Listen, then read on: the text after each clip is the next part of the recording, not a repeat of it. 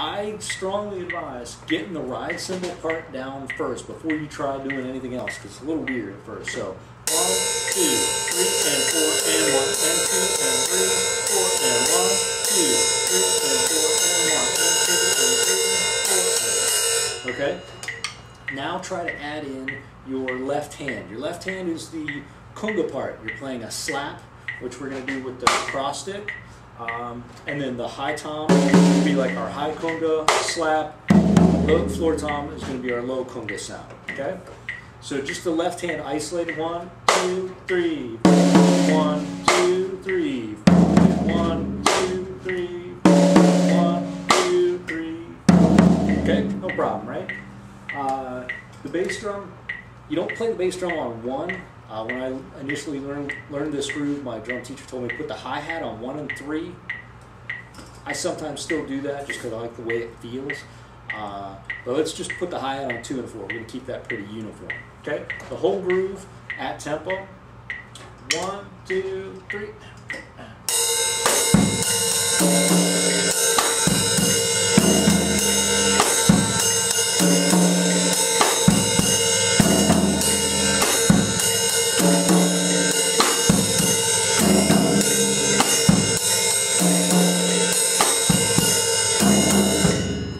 Pushing the tempo quite a bit. I was used to playing that maybe a little quicker. And this is one you're definitely going to want to be able to kind of get up to a pretty peppy tempo.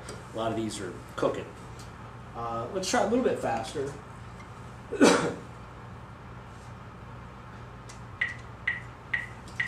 Same thing. 1, 2, 3, 4.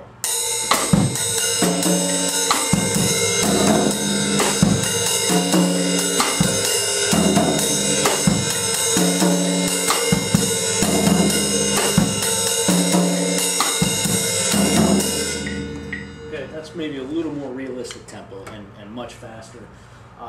One thing that you may have to do, actually let me back up. I skipped beat 3 on the bass drum a couple times in the second bar.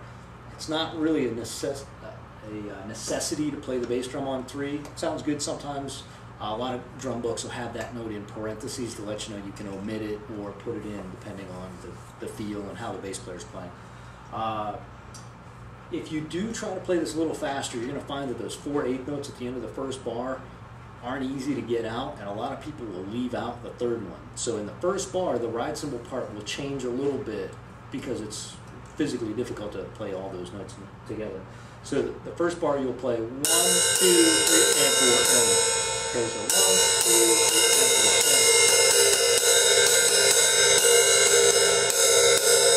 and the second bar, sometimes you'll skip the beat 2 of the cymbal. I'm not being real clear, but you'll hear it. 1, 2.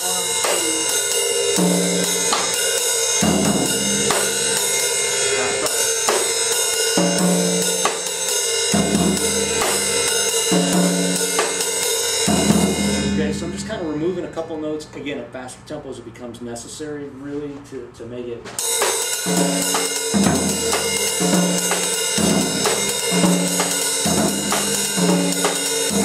Try to squeeze out all those notes. I can't do it. There's no way. Okay, so the mambo, a little quicker. I'm going to try to get the hi-hat going.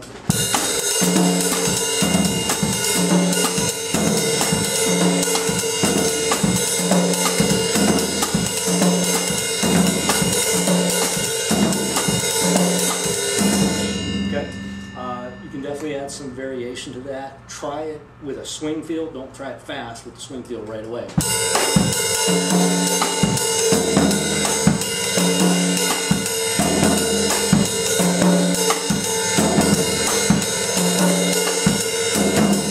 Okay, and at the slower tempo, I think removing those notes again when you're swinging it gives it more of a swing feel. You could add them all in there. It doesn't really matter.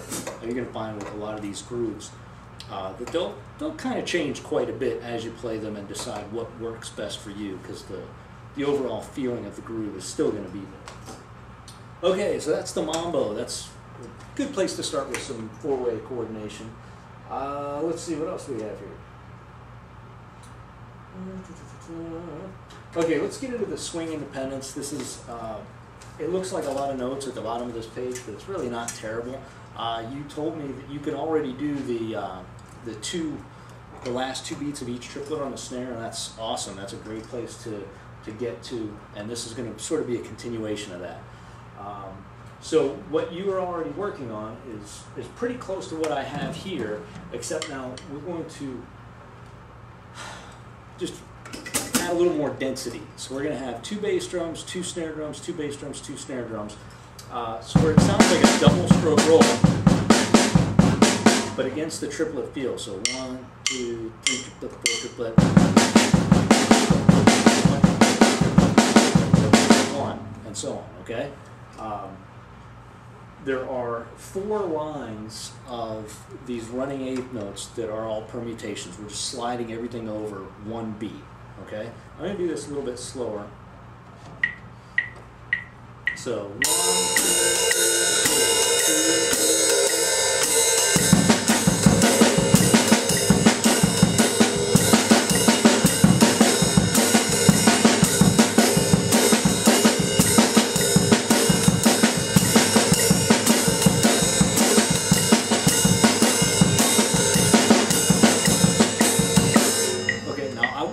I went back up to the top, and I strongly advise you do that too. Play if you need to practice each line by itself. That's cool. Like I said, we're not in a hurry to get through anything. But the idea would be to play the entire cycle. You know, it goes by pretty quick, even at 110 beats a minute. That's pretty slow. You could play the whole thing, 10 times in a row. That would be a good indication of whether or not you really had it down.